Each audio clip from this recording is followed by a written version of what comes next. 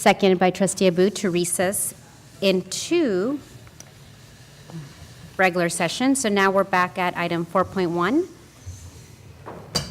Item 4.2, Pledge of Allegiance, please rise.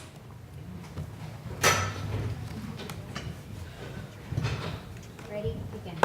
I pledge allegiance to the flag of the United States of America and to the republic for which it stands, one nation, under God, indivisible, with liberty and justice for all. Okay, so we're now at item 4.3, Report of Action in Closed Session. It was moved by trustee Aboud and seconded by trustee Hausland to approve the Memorandum of Understanding between the Faculty Association and the Santa Barbara. Correction. It was moved by trustee Aboud and seconded by trustee Bloom to, and we all third and fourth and sixth and seventh did, to approve the Memorandum of Understanding between the Faculty Association and the Santa Barbara City College. The vote was 7-0, which was unanimous. And we are very pleased that the parties have successfully completed this process. Copies of the agreement are available upon request. Thank you, Dr. Beebe, and all of you involved. So I'd like to be able to move my report up to here, if that's possible. Okay, so we'll have item 7.4 taken out of order. Report from Superintendent President Dr. Anthony Beebe. I just wanted to thank the board for approving this contract for the Faculty Association. And then, as you know, we have agreements that are linked to this. And so this ultimately becomes a raise across all across the college for all bargaining groups. And so it's a fantastic day for us. Again, thank you so much. And I want to point out that we had some absolutely phenomenal team members negotiating at the table since April. And this is not an easy feat to come up with an agreement like this. And I'd like to have Lindsay Moss, the chief negotiator for the district, and then I'd like to have Cornelia Alzheimer come up and speak after Lindsay about the process and their feelings about it. So Lindsay, if you'd come on up first. But it's been since 2005 that we've been able to offer an across-the-board increase in salaries like this. We've had some adjustments throughout the years, but never something across the board everybody at the college benefits from. And so we're absolutely thrilled to be able to make this happen. This includes both 2.71% COLA and a 4.29% salary raise across the board. So I'll turn it over to Vice President Moss to maybe talk a little bit about this. Good evening, Board of Trustees. It's on? Okay. Wasn't sure. It didn't sound as loud as normal. Yeah, it doesn't sound like it's on. Yeah. How about now? No? Yes. Normally much louder. I can usually, I don't know what to do. I feel like it's on, but not loud. Volume. It's not working. Yell, but then people on the computer won't be able to hear me. I know that much.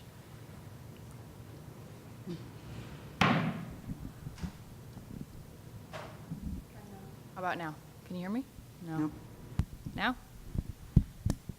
Say How about now? It is coming Yes? out of here. It's coming out, it's just But not it's not very loud, yeah. It's not louder, as loud as, I'm used to hearing my voice echo as I talk. Use your classroom voice.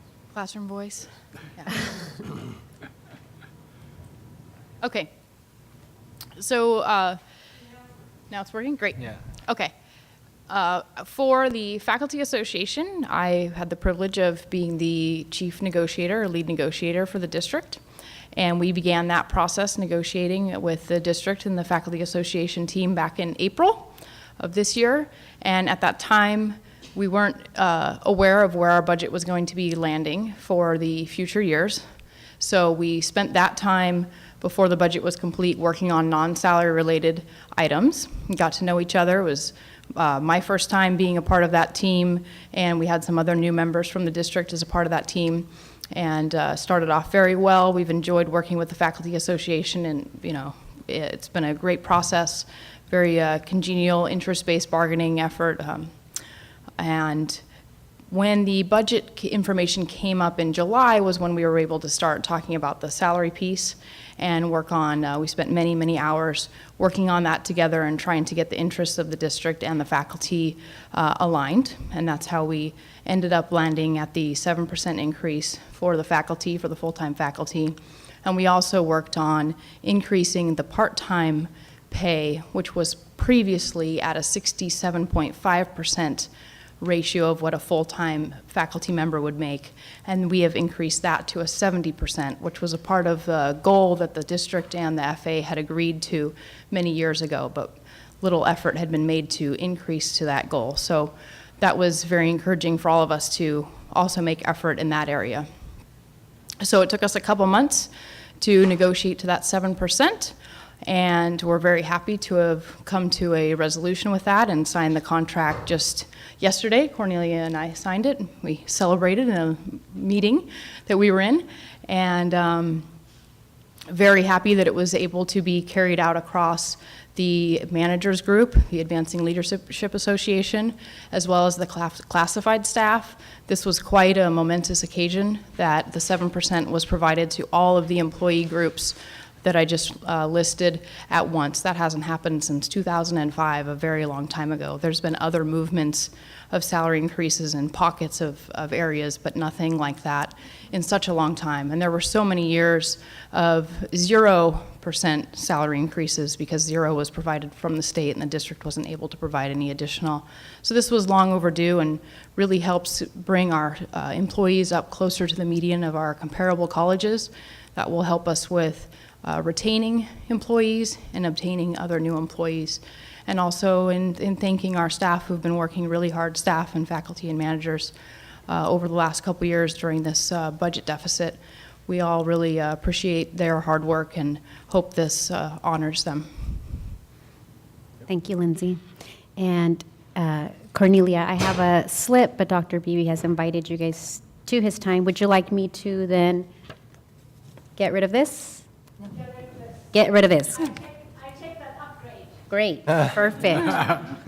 You are Yeah. so welcome. Just to let you know, my presentation today changed quite a number of times. First, I wanted to catch you on your way out to closed session, and I didn't make it. I simply was too late. And then I wanted to catch you on your way back in from closed session, and just that moment, I was informed that I got this upgrade right before departure, so I get to present today together with Lindsay, and which will be a first, and we had no time to practice, right? Just want to let you know. But it all will be good.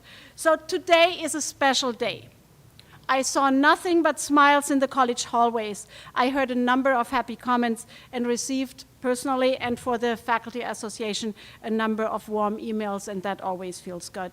And I want to convey this to you. I think you and everyone who made this possible deserves a heartfelt thank you. Thank you for a truly good agreement. It is honoring the hard work of our college employees, and it assures fair compensation for all of us. And thank you for the way we got there. The agreement was made possible by two things. Over the last 2 years, our whole college community, we all pulled together, did more with less, SERP, REP, BRAC, efficiency, you name it. Last year, we even turned a projected $3.3 million deficit into a $2.3 million surplus. And I would like to point out that the FA is in support of continuing these efforts. So let's continue working together, increasing efficiency in all areas, as well as be deliberate in hiring decisions and program review requests. Plus, we got lucky. Going forward, the state has changed the funding formula for community colleges to one that seems custom-made for Santa Barbara City College. Current estimates indicate up to a $9.1 million increase. That does include the 2.71% COLA, which was referenced today in funding, with additional monies earmarked for faculty hiring and part-time faculty parity pay in the pipeline. This is really good news, and it is important to spend this money wisely. the Faculty Association believes that the wisest investment of the additional money is in the people who work here. After all, the new funding formula acknowledges the efforts by our college faculty, staff, managers, administrators, and trustees in caring for all of our students and their success. This gives us the opportunity to catch up with our peers. The FA does a regular study of faculty salaries in comparison with similarly structured and located college districts in the state, and our research had revealed that as of April, our full-time faculty salaries, and I'm referring to Schedule 10, Class 5, had fallen behind the median on average of about 6.5%. When looking at the Class 5, it looked a little bit better when we researched on the lower salary classes. I believe it is and I'm convinced, it is the shared interest of everyone at the college, our trustees, our superintendent president, of all our bargaining groups, that we achieve at least the median level salaries for all employees who work there. And I really want to say how grateful I am that you, the board, even included our strive for median salaries in your 2018-19 list of board goals. When the FA started negotiations this year, the district did not know that the 2018-19 revenue projections would exactly be due to the new funding formula. As Lindsay pointed out, these numbers were not released by the state until August. So the FA and district teams negotiated throughout the summer to reach our agreement. And I would like to use this opportunity to thank the two teams, the FA team, which consists of Lynn Stark, Anna Parmalee, Carmen Rivero, and Jordi Armstrong, as well as our district team, Lindsay, Mona Lisa, Pamela, and Dean Jens Uwe Kuhn. And again, it's a good agreement. We need to support our employees as well as attract the best candidates and avoid the multiple failed searches in the past for open faculty, staff, and management positions. The MOU has two important pieces. Effective July 1st, 2018, all salaries will increase by 7%, as also announced by Dr. Beebe yesterday to the college community. In addition to this, the instructional part-time faculty schedule will go up from 67.5% pro rata, where it was sitting since 2004, to 70% pro rata. Hence, we are making progress to our goal of 75%. There is special funding from the state earmarked for this purpose, and I'm happy we were able to make this progress for our part-time faculty. In closing, I would like to point out one aspect of these negotiations that are highly unusual in what I have observed statewide. Unusual in a good way. In many colleges, contract negotiations are extremely contentious, especially when we talk about salaries. Well, our negotiations were lively. They were energetic, they were compassionate, but they were always respectful and guided by our shared interest to do what is best for the institution. The district team, our superintendent president, and you, the trustees, also deserve a special thanks to making the salaries increases available as quickly as possible and not holding them hostage until the whole contract would be signed, which we do observe a lot statewide. We understand that this reflects that you have great trust into the negotiating teams. And again, when talking to other faculty negotiators in the state, this is not totally unheard of, but it's highly unusual. For this trust and for your ongoing support of the faculty and all employees in this college, I would like to say again, thank you. Thank you, Cornelia. Thank you, Dr. Beebe. That was beautiful, Cornelia. Thank you. Could we comment on this? Would that- It's Dr. Beebe's report, so yes, certainly. Yes, go ahead.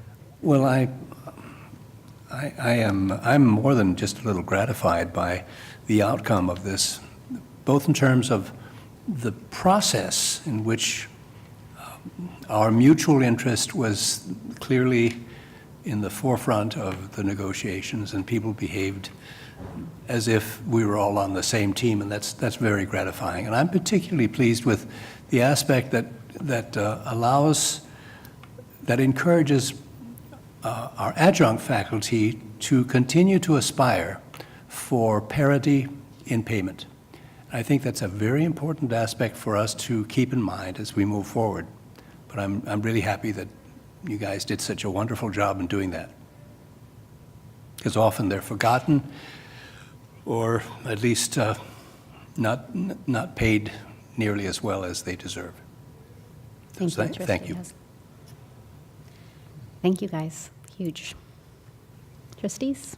Okay, well, I think the unanimous vote was a full vote of confidence for all of you guys, so thank you for all that you do. That brings us to recognitions, item 4.4. So we have Ashley Farias, an administrative assistant here, and Rocco Constantino is here to say some good words about her.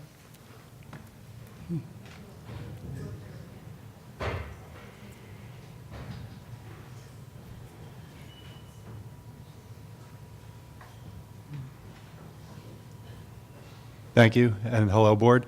We're here to present Ashley Farias with our 10-year recognition.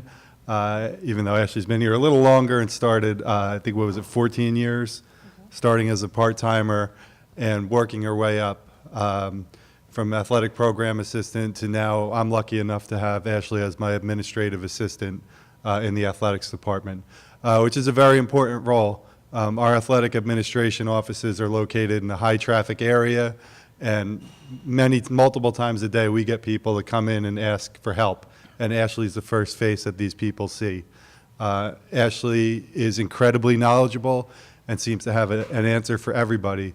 So it's one of those little things that you don't really get to notice unless you see it happen every day.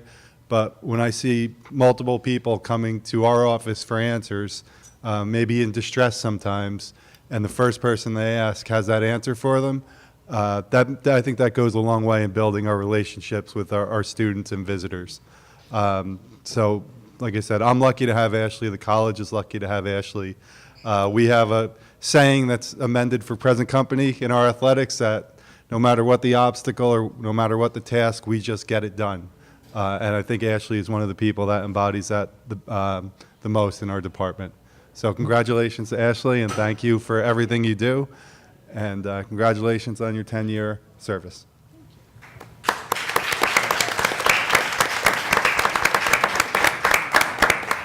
Thank you. Thank you, Rocco. Being in this department has really, I've grown with the department. I like to say I started off, I think I did like 4 jobs at one time because I just couldn't get enough. So I never said no. I just said, we'll do it. We'll figure it out. And I think every year, like I said, I grew with the department, and I have great mentors. Kathy, Ellen, Rocco's been fantastic to work with. So it's I really appreciate where I am, and just want to thank you for the recognition. Thank you. We appreciate you. Thank you. Thank you, Ashley, and congratulations. Thank you.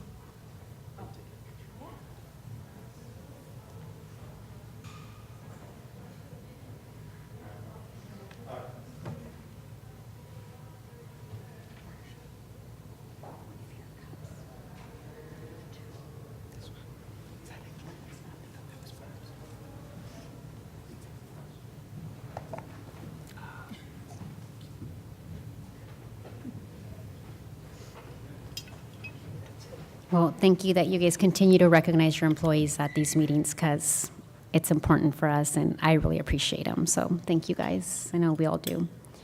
Okay, that brings us to item 5.1, minutes of the regular meeting of August 23rd, 2018. Is there a motion to approve? Motion to approve. Second?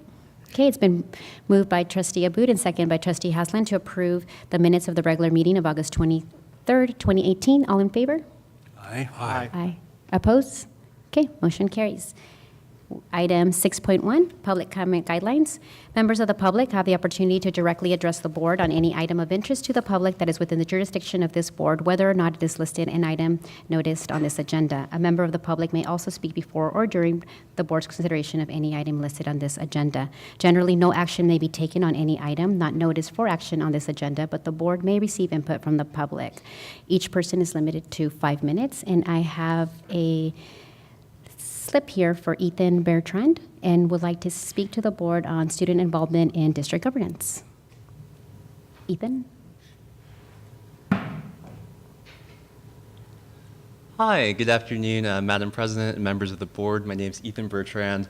I'm a Santa Barbara City College alumnus and a local elected official in Isla Vista representing and serving many Santa Barbara City College students. I'm here on my own behalf this afternoon, though.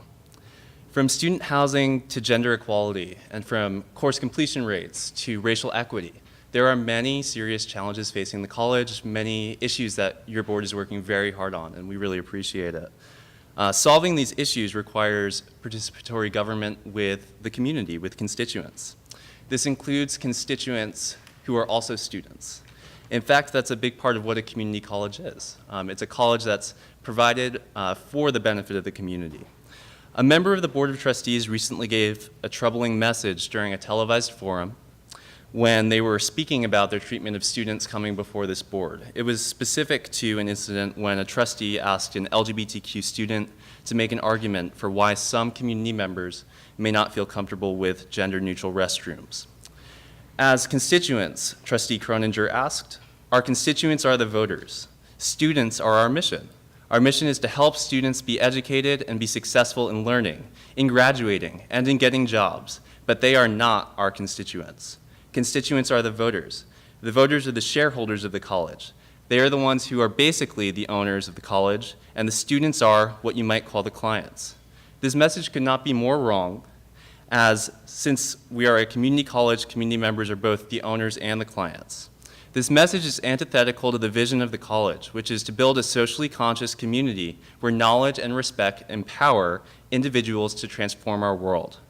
Students don't need to wait until they graduate from this college to transform our world or to make a difference in our community. In fact, they do it every day.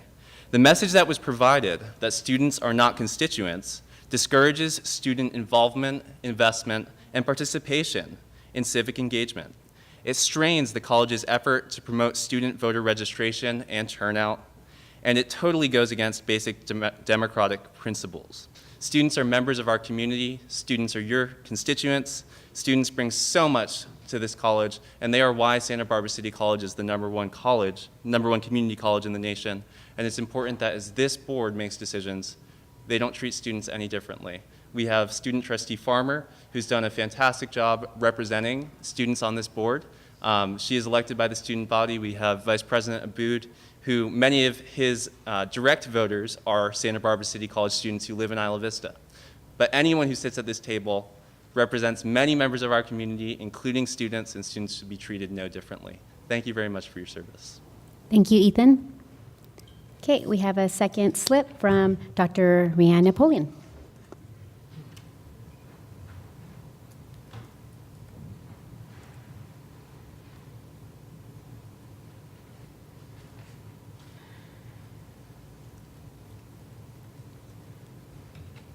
In response to an email sent out on August 7th by the VP of HR about current procedures of Title IX complaints, I submitted the following California Public Records Act request on August 29th.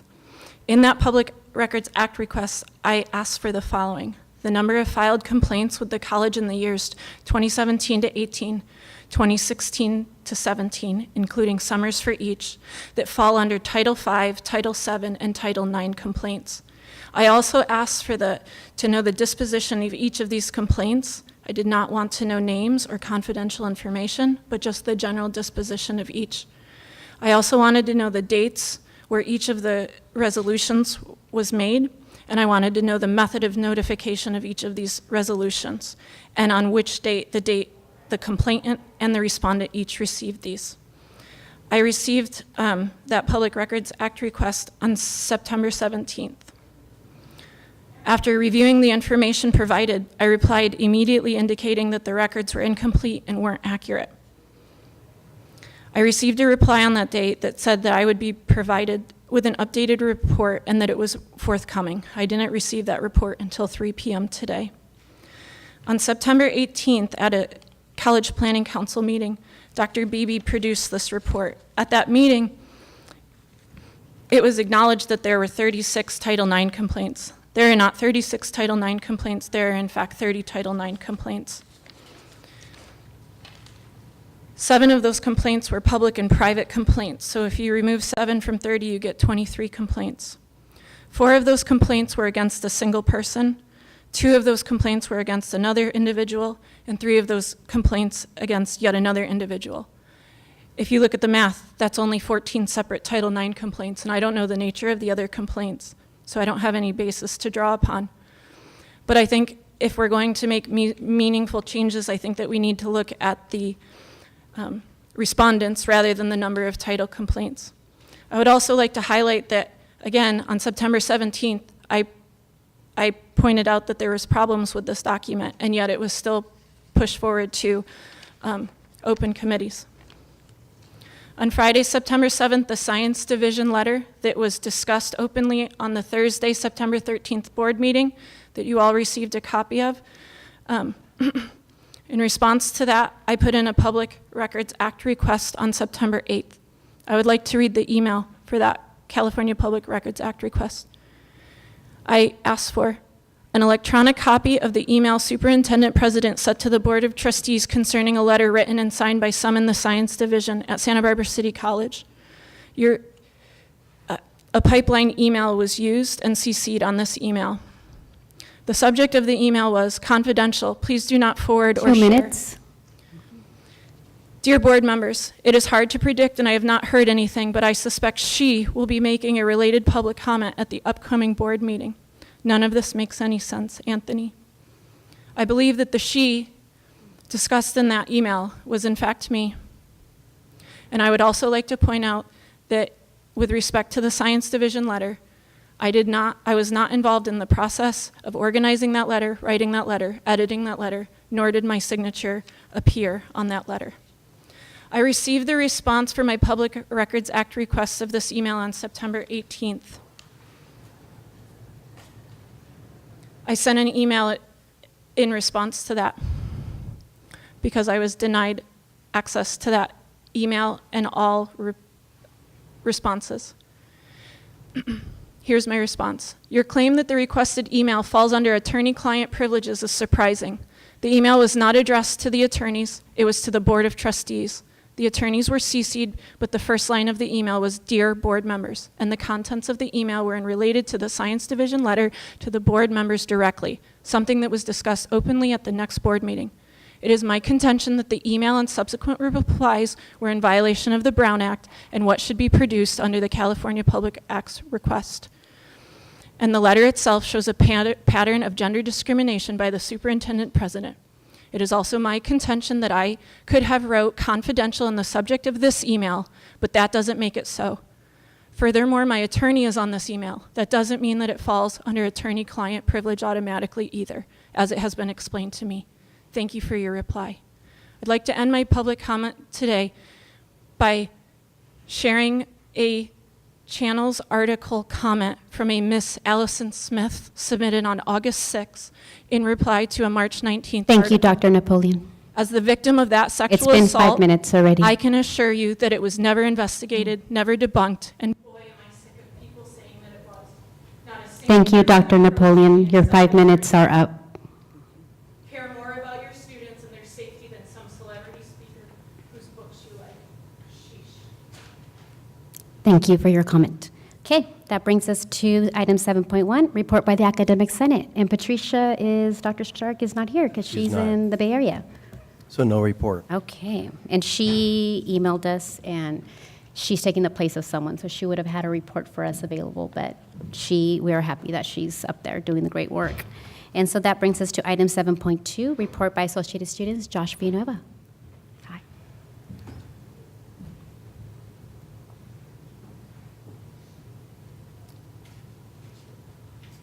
Hello. Hello. Is it working? Yeah. Okay. Hi, President Gallardo. Hi, Dr. Beebe and members of the board.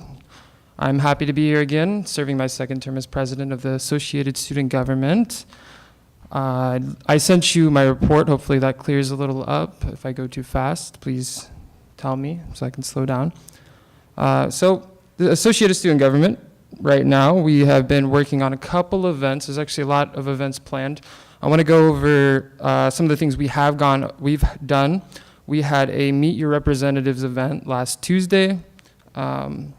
I sent you the link for that, and it was a pretty good turnout. We had a lot of candidates that are running for positions show up to this event. So that was really good, especially since we are looking at appointing members. Right now we have 5 members on the Associated Student Government, and we are looking at filling 8 of our positions that are vacant right now. So that was a good effort towards making students comfortable being in the office that we hold our meetings in, and making them comfortable with, if they need to tell us anything, and ask questions about the candidacy vacancies. The second thing is we're trying to create more of an inclusive environment. So we have office hours set up. All 5 members have a set of office hours set up. We have snacks in the ASG office now. So I've been inviting a lot of students to come out and just drop by, say hi. If you have a question, feel free to ask us any questions you have about your representatives. As of now, we have 33 clubs to date. And Club Day was yesterday, and I wasn't able to attend because I had class, but we had a great turnout out here. People were pretty excited. Lots of clubs had a lot of signups. I talked to the BSU president. She was pretty excited too. Moving to the next part, moving forward, we are looking, like I said earlier, at appointing new ASG members. 5 positions are filled, 8 are open. Second part to that, we are preparing to go to the fall 2018 General Assembly to vote on statewide student initiatives. We do this every year, and of course, a lot of you have been on the board for a long time, so you're pretty familiar with that. We have all 5 members going as of now, and when we get our appointees, we're going to ask and encourage them to come along with us. It's really eye-opening. We're also looking at more trainings for the Associated Student Government, revolving around professionalism, equity, and anything else to help our functioning. If you have any ideas, please email me. I'm happy to push any of those trainings onto our student government. Currently, we're getting trained on voter registration. Our Vice President of External Affairs, Vanessa Vera, is working on grounding up some volunteers that are students and some of our board members and registering students to vote. Another member, Crystal Farmer, is actually going to be trying to organize a SBCC Board of Trustees forum. That's what we have to look forward to. And we have to tie things up. Again, Vanessa Vera, she's taken an initiative, and I've worked with her on this, towards informing our students of a lot of the legislation that is going forward and registering them to vote. So right now she has 3 events, tabling events, set so that students can come up and register to vote. It's a total of 7 events, by the way. We have a couple resolution events, so the resolutions that are being reviewed at the fall 2018 General Assembly, they're going to be put out at the table, and students can come and look at them and give us input on what they think about the resolutions that are going to be voted statewide. And then bill cycle events. This is something new that I haven't seen happen at the Associated Student Government level, but we're going to be looking at the bill cycle timing, and we're going to be informing our students on how they can call in and voice their opinions to their representatives on one side or the other. So we're going to be informing them of what bills are out, what bills affect them at the tables as well. So for that, one last thing on the moving forward part. I do want to thank Dr. Beebe for emailing me. I appreciate you following up when it came to the voter registration. I had an email. He asked him to make sure we were, meeting our October 22nd deadline, getting students to vote out there. So thank you so much for, taking that extra time to send out and follow up with what ASG's been doing.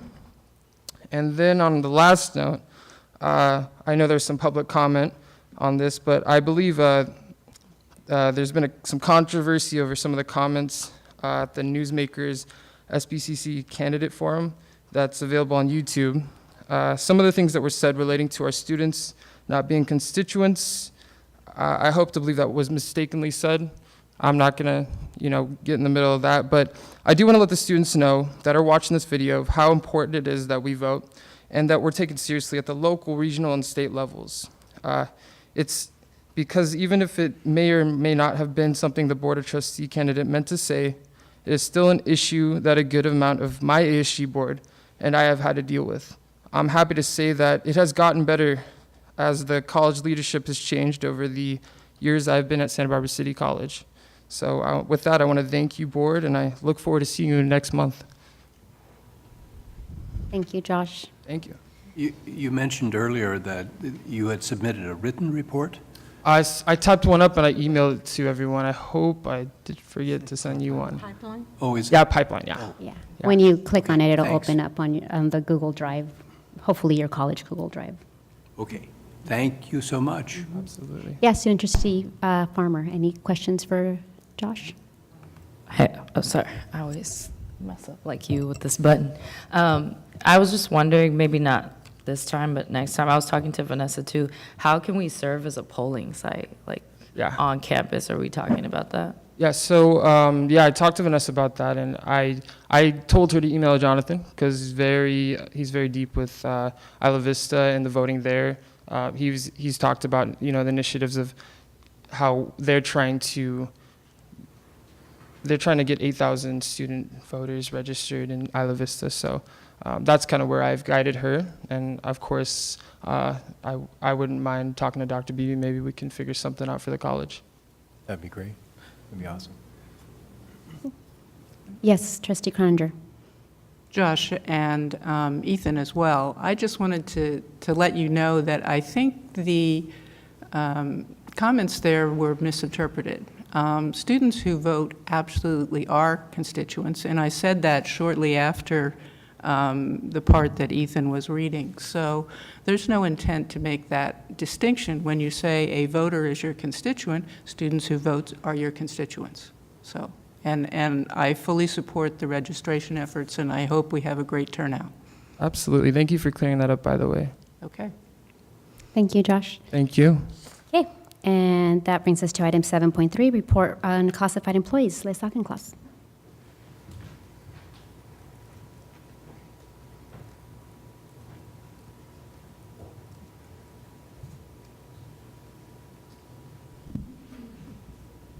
Good afternoon, members of the board. I'm happy to be here today. I want to thank board members for approving the salary increase. It's been quite a while since we got one to this degree, and it really helps staff because it's very difficult to live in Santa Barbara.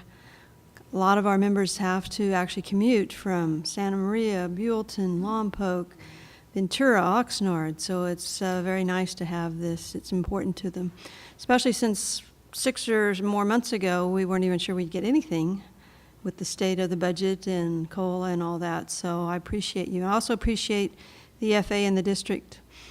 They kind of carried the heavy lifting on this one. We're in negotiations, and we're still in negotiations for items that aren't the salary, but I appreciate all their efforts. And the consultation group and members of the regular union too, we've been talking about the RAP results.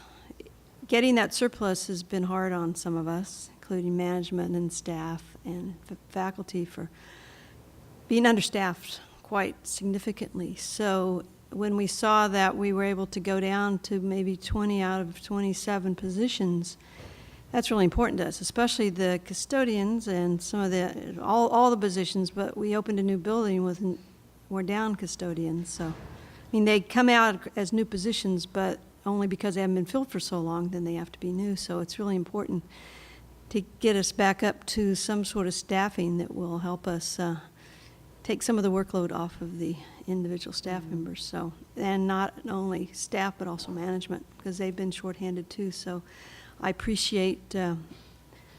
I appreciate the funding formula that helped that, but the reason why we got a lot of that is because we've done so well as a college.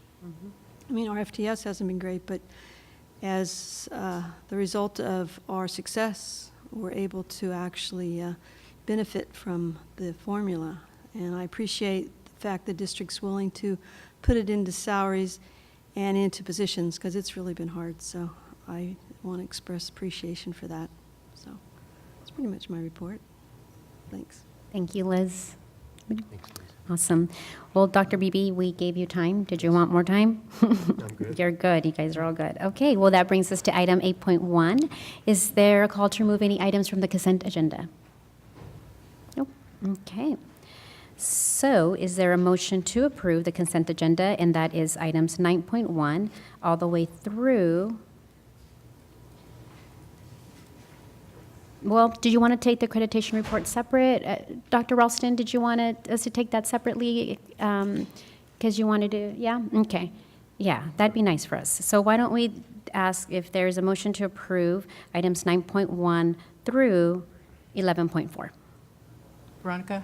Yes. I just had a short question on the study abroad section, which I copied it out, and it doesn't have the number on it. I'm sorry. 11.3, Rome, Italy, spring. So you're not 2019? including that anyway? We are. Did you want to pull that out? Yeah, I just had a short. Okay, so is there then a motion to approve 9.1 through 11.2 and item 11.4? So move. Second? I'll second. Okay, it's been moved by trustee Bloom and seconded by trustee Miller to approve items 9.1 through 11.2 and item 11.4. All in favor? Aye. Oppose? Okay, motion carries. Item 11.3, Rome, Italy, spring 2019 study abroad program contract. Do And we want to have a motion to approve? yeah, we'll have a motion to approve. Is there a motion to approve the Rome, Italy, spring 2019 study I'll abroad move contract? approval. Okay, second. I'll second. Okay, it's been moved by trustee Haslam and seconded by trustee Miller to approve the Rome, Italy, spring 2019 study abroad program contract. Any discussion? Okay, I just have two questions, and they pretty much go in the opposite directions. Okay. This is a One of them test, right? is, it's not entirely clear to me whether Accent, which I know runs these programs for many schools, is offering us a facility where many schools have students there, as well as Santa Barbara City College. And I ask that because the issue has come up about basically, is there enough insurance? They have a $7 million insurance policy, and if you have a large number of students and a difficult problem at a facility, then that might not be enough. So that's one question. I'm not entirely clear how that's set up and whether we have the kind of coverage we need. Now, I realize that when you increase insurance, you increase costs. So here's the opposite question. And that is that these programs are expensive for our students. And I would like to see every effort made to make sure that our economically disadvantaged students have a way to go as well, that they can get financial support from the foundation or whatever it takes, so that this is something that is offered to all of our students and not only those who can afford what is a pretty hefty price. So that's why it's the opposite Yeah, direction. they do go in opposite directions. We've got Dean Smith here, and she can address those questions. Yeah, come on down.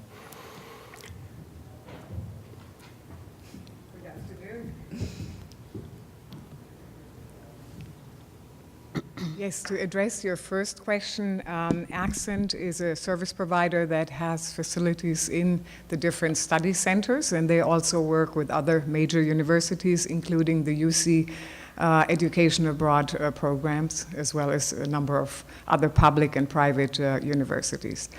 Typically, service providers carry insurance of about $2 million to $1 million, at least the service providers we work with, so there is a variety. But as you mentioned, the cost tends to increase as we increase insurance coverage. In the past, I should add, we have offered programs directly by working directly with institutions overseas, and we are starting to do that again this winter break with our Bolivia program, as well as in the spring with our Bali program. I should also mention that Santa Barbara City College was this year awarded or recognized as the #1 Gilman Scholar producing community college in the country. And so we have a lot of students who have been successful in receiving the Gilman Scholarship, which is specifically for underrepresented students. And then also, I think our foundation has done a really great job securing scholarship funding for our students. So when we publicize this opportunity, do we make sure that when we first put it out to the students, that they know that there may be scholarship support for them. Because I think that if you are economically disadvantaged, you're not going to be even thinking about this as a possibility. And so we really need to put it right up front there and say, don't dismiss this because you think you can't afford it. We can help. You're absolutely right. I just came from actually a scholarship workshop that I did where we actually targeted EOPS students. We sent out a student-wide email notification, and we had about 15 students there, and we do that ongoing. We do presentations to EOPS, and we do active outreach to underrepresented students. Okay, thank you. You're welcome. Thank you. Good question. Yes, Trustee Hassan. I'm grateful for that question because that was mine. An $8,000 price tag to the average student will be a disqualifying number, and no, that's not for me. And the whole point of study abroad has been since its inception that we want to reach out to students who can afford it as well as students who really don't think they can. And so I'm grateful that the foundation is kicking in and that other sources are being used to make sure that this is not just an experience for the elite, that really has to be kept up front. I could be critical of your program to the extent that there's no political science offered here. No, in Italy. And Italy has this bombastic political system that would be fascinating to watch. But it does lead to my final question is, are we sending anybody along with the group, or are we relating exclusively to local faculty? The upcoming program will be directed by English professor Sarah Boggs. Okay. I think Trustee Haslam might want to go along. Are you you wanna go to- suggesting that you want to go to Italy? Italy, is that it? No, but I just think somebody should. And teach a course in political science and the politics of Italy. And the politics of Rome and the Pope and all that stuff? Wow. He's not political, is he? That would be fascinating. I'll go. Student Trustee Farmer. Yeah, when thinking of like economic issues and low income and underrepresented students, I just have a question. So within those scholarships, like when you come to SBCC, some are awarded extra financial aid and the extra income that helps them maintain that throughout the semester. So are the funds just directly going into the program, or can students also receive stipends? Because a lot of times when you think of the underrepresented and the economically disadvantaged student, they would have to leave work for a large portion of time to be able to go on a lot of these trips. So is there opportunities to receive also stipends outside of that to possibly maintain bills while you are over there, phone bill, car payment, car insurance, stuff like that? Is that included? Are there stipends offered, the extra financial aid outside of the, I don't know who I will address the comment to, but is there extra financial aid outside of just paying for the program itself? We currently don't offer additional stipends Okay. for loss of employment or things like that, but we do offer a variety of program lengths, and we see that students with financial limitations oftentimes choose our shorter programs. So we offer programs anywhere between 3 weeks to semester-length programs.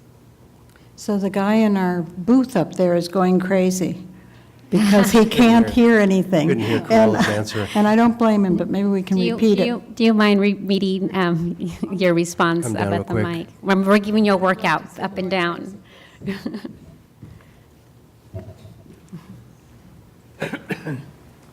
We currently do not offer any stipends for loss of income or to help students to pay their housing bills, etc. But we do make an effort to offer programs of varying length because we know that students with financial limitations oftentimes cannot afford to leave their employment, but they may be able to leave for 2 weeks or a 4-week program. Are there any other questions? Before she goes up, no? Okay, awesome. Well, I think that was a really good question, because to differentiate, I guess the answer is you differentiate in terms of need and respond to the need as it is. That's correct. We also always try to have low-cost programs or destinations, as well as some of the more traditional destinations.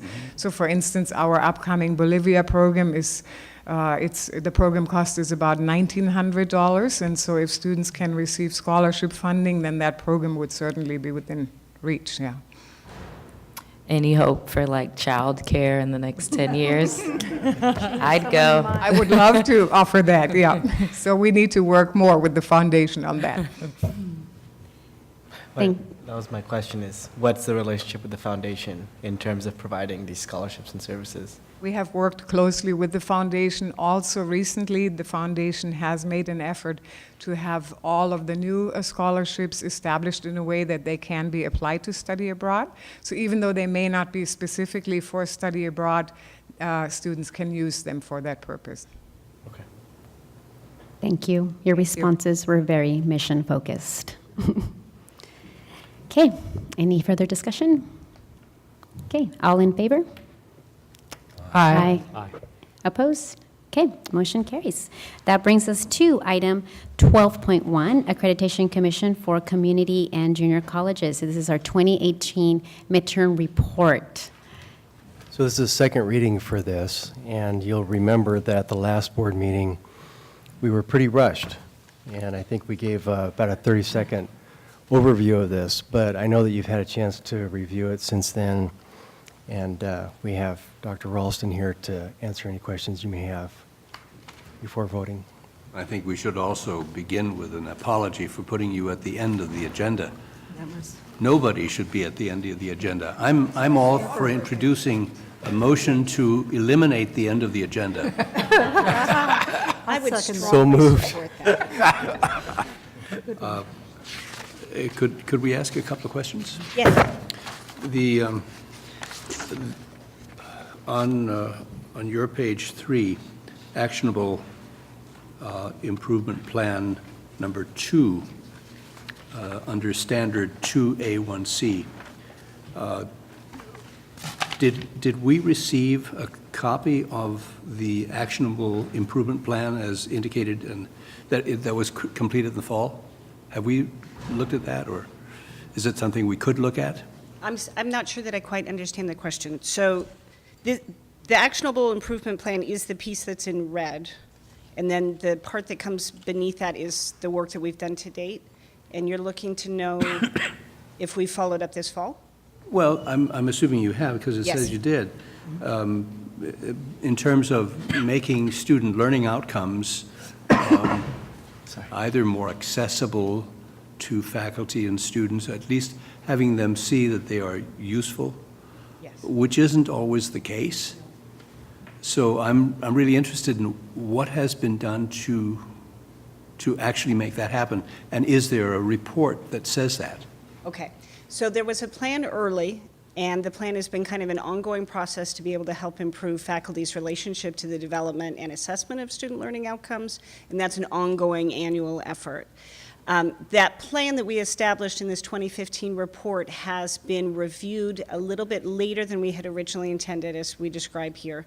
And I got an opportunity to attend the Student Learning Outcomes Committee as we did that assessment. And so we've included the assessment for that work, and it's ongoing. And so we've been working with a faculty member, a full-time faculty member, Michael Robinson, and Dean Kenley Neufeld, who's helped kind of guide and lead that work. So student learning outcomes under Standard 2C is ongoing work that we do. And we recently went through a conversation about how we really could try to revivify and re-engage faculty in that work. And I think that happens in our best conversations where we bring faculty together to talk about the academic impact of what that work looks like and try to reduce the bureaucratic noise that happens around it. And so we're in the midst of redeploying our electronic tool that helps faculty do that work. And yesterday at Academic Senate, the faculty endorsed a move to try to make that a little simpler for chairs, and they're working to kind of upgrade the technology to simplify that process. On the one hand, is that me? Outside somewhere. Okay.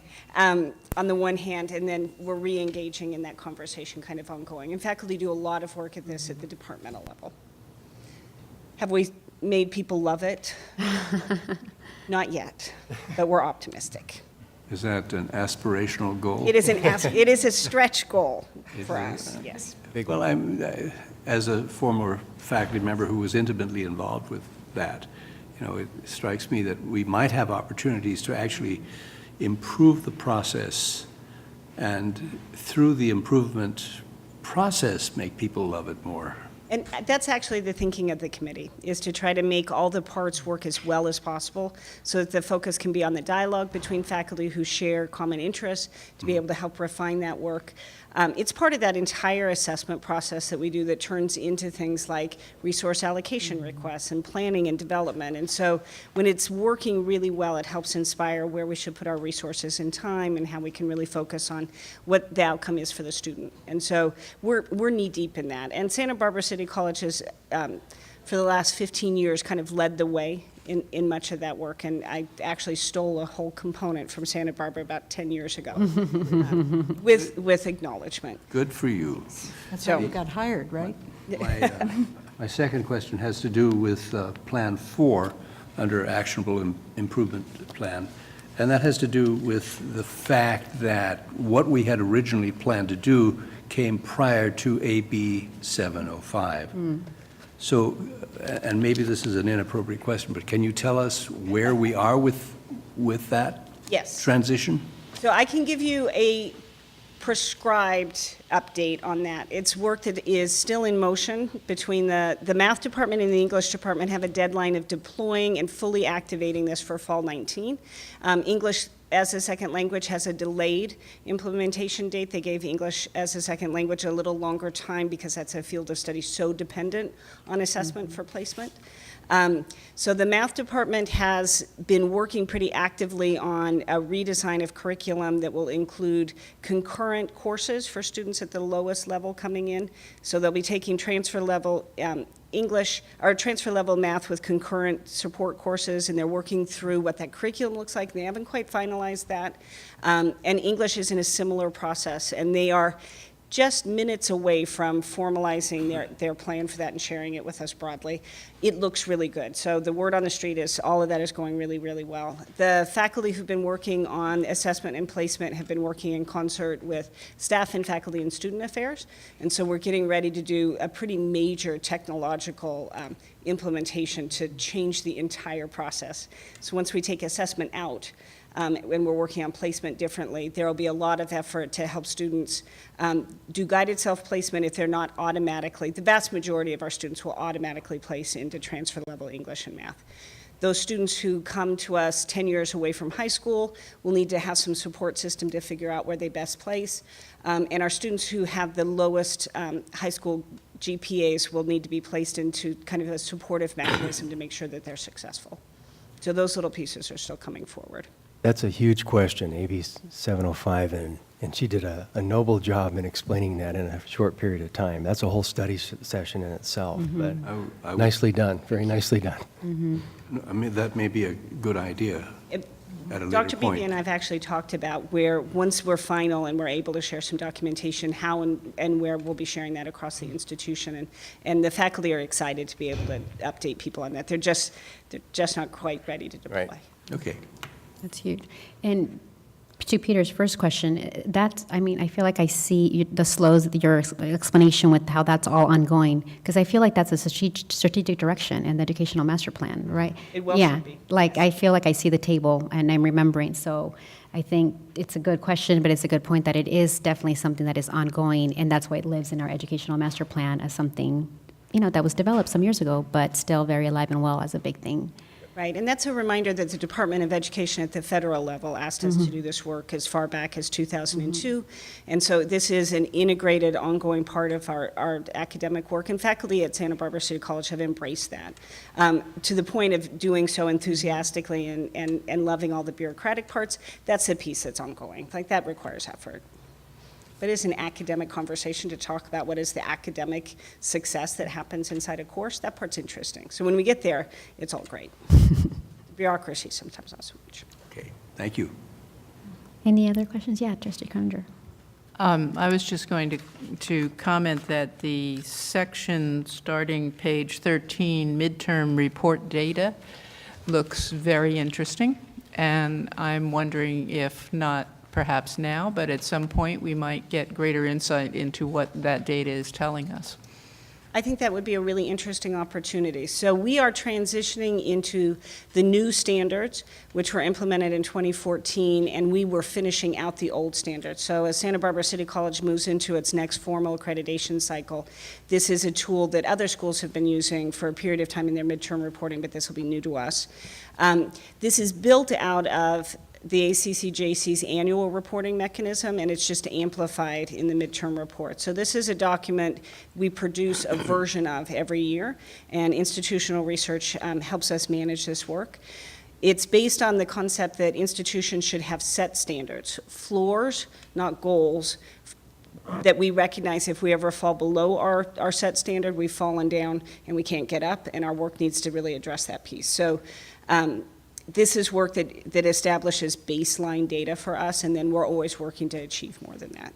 And it is a submission that typically happens in the spring when we do the annual reporting, and that might be a piece where, as we continue to go forward, we're in the middle of a data upgrade. So it might be an opportunity for us to come back and visit some standardized pieces of our success data and information you might be interested in. A couple of years ago, we made a move away from ACCJC to a different accrediting situation. You can anticipate my question, like, what happened to that? We made that movement in order. We, that is the largest we, not necessarily Pamela Ralston and Peter Haslam. Folks in the state of California experienced some pretty serious challenges around the organization and leadership of our accrediting commission.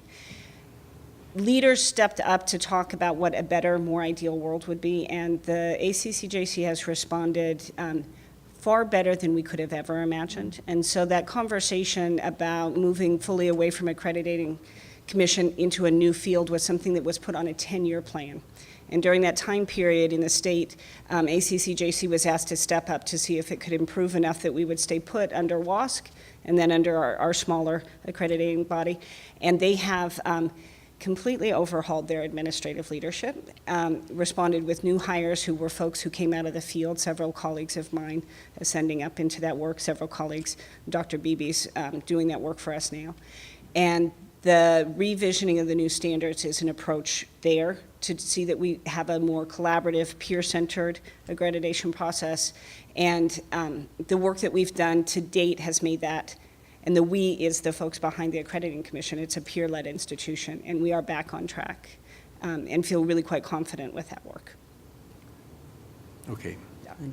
Well, it seemed like the previous approach was very personality-guided. And yes, where the movement of one or small group of people can have an enormous impact on an institution, there's nothing to say that people who identify with that particular approach won't come back, and that's my concern.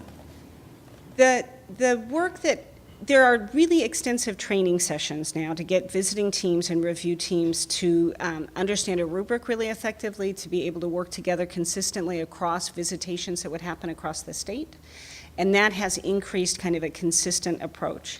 The Accrediting Commission is thinking about going even further along in that process and doing work to do a formative assessment as well as summative assessment work. And we're interested in what that'll look like going forward. That piece where it could be, you could get a good team or a bad team, an attentive team, or just kind of a laissez-faire, oh my God, we get to go to the beach team, has been a problem in the past, but I think that was because the leadership at ACCJC was a little bit directive and teams were responding to that rather than doing this work, which is really validating what a college says of itself and coming to the campus to say, well, go ahead and show us how this works so well. What are the pieces where you're feeling like you're doing well? Where are the pieces where you're doing some work? So the actionable improvement plans that we have in this document were those pieces where we said, these are some things we think we could do better. And the new standards ask that we do that kind of work, but even in a more deep dive. So the new approach is focused on what they call the quality focus essay. where our accrediting steering committee, our academic senate, the various leadership groups will kind of come together around what's a place we want to improve upon. What are some areas where we think we could get to the core of the work that we do and put intensive effort onto that and see how it deploys across our entire accreditation work? So a lot of schools are coming into this and seeing that quality focus essay as something that's a piece of guided pathways implementation, seeing that we're really trying to make student-ready colleges, and then taking a look through the accreditation standards and how we respond to those in light of that concern, and then a focused analysis of that. And I think that's been a really dramatic change. It's produced a lot of interesting work across the system. Okay, good. Thank you very much. Certainly. Any further questions? No? Do we need a motion to approve? Yes, we do, but just our licensure pass rate is very good. Did you Quite guys look at impressive. page 15? Yes.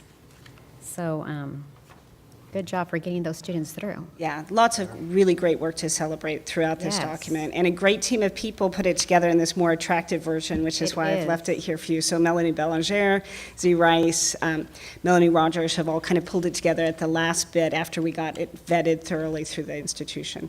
There's a little white spot early on in the document where I get to put the date of this meeting once you're done with it, so thank you. I know. I thought of you, Trustee Nielsen, 'cause I thought, oh, this is aesthetically very easy to read, and just the overall layout of it, and so. What we were aiming for. Yeah, no, that's awesome. Thank you.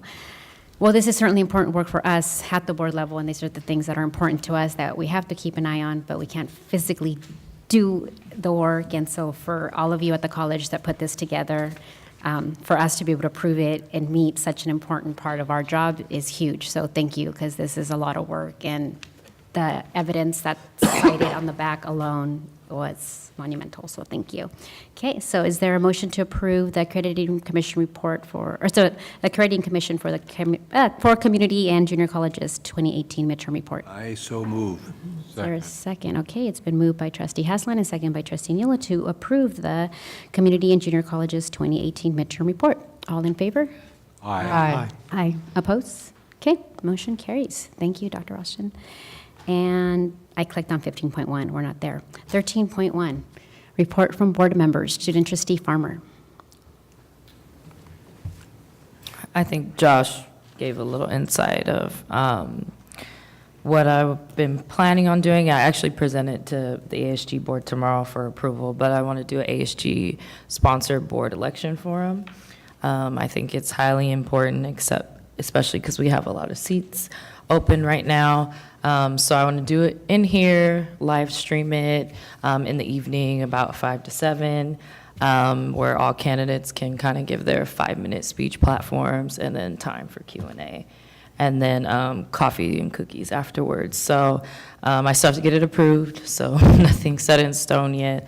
But after I present it, I'll go ahead and start reaching out to the candidates and look for available dates. So hopefully we can get that. I think it's very important. Sometimes I think people don't know that we have a board of trustees, so I think this can really highlight that going forward, and hopefully it can be an ongoing thing that ASG sponsors.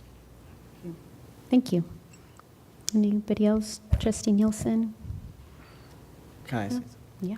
You know, I just want to say, based on all the comments about who our constituents are, according to the California Constitution, all people are our constituents, documented citizens, undocumented, voter, student. You don't need to be a voter to be a constituent. My district has a lot of undocumented folks. They're my constituents too. All humans who live in the SBCC district are our constituents, and I want to make that clear, is what the California Constitution says. I think that's a good definition, Jonathan, and I agree with it.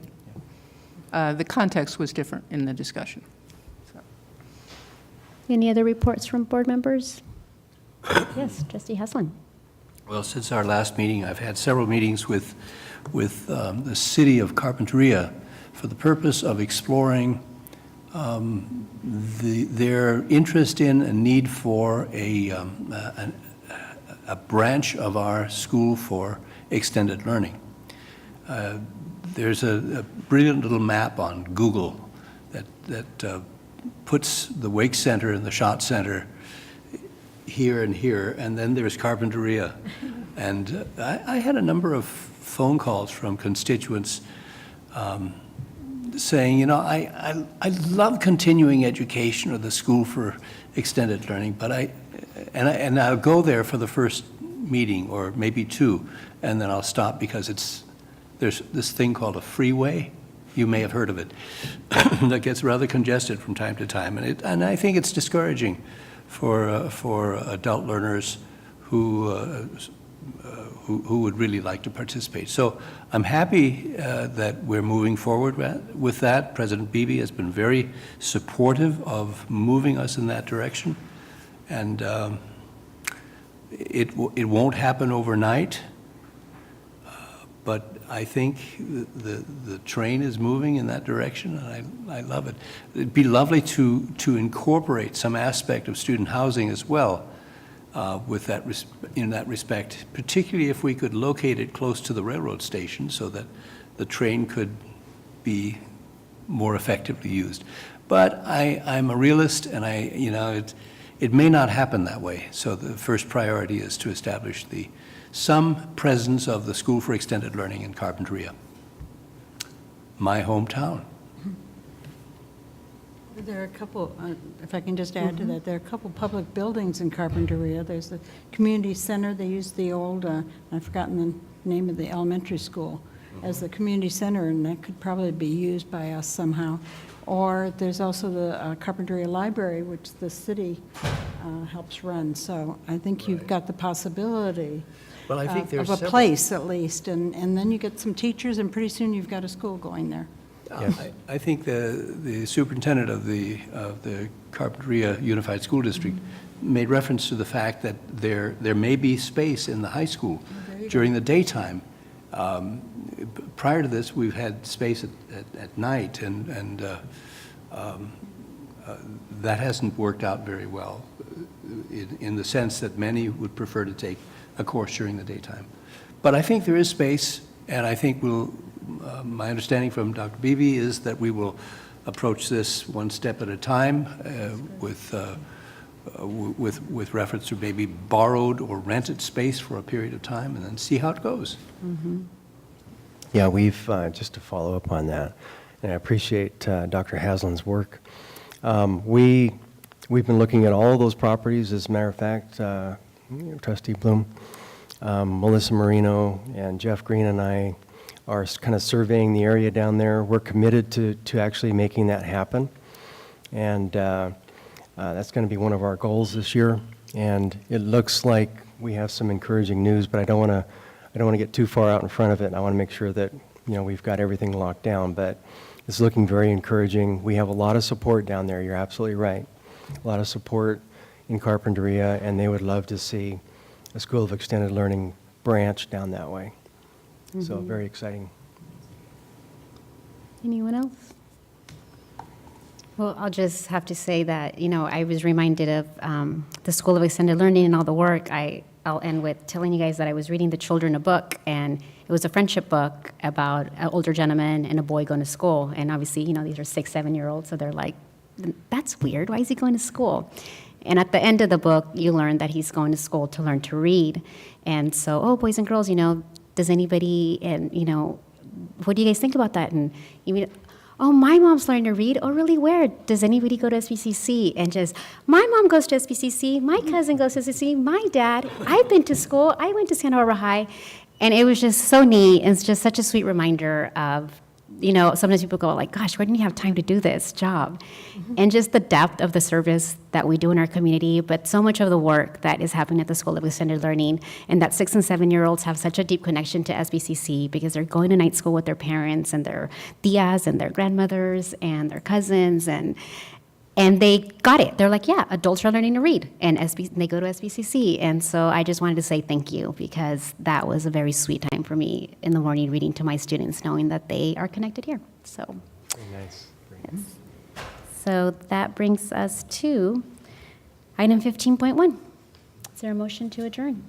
So move. I'm good at that. Second. Okay, it's been motioned by Trustee Bloom and seconded by Trustee Nielsen to adjourn at 5:14 p.m. Wow. All in favor? Aye. Okay, thank you, everyone. That was a good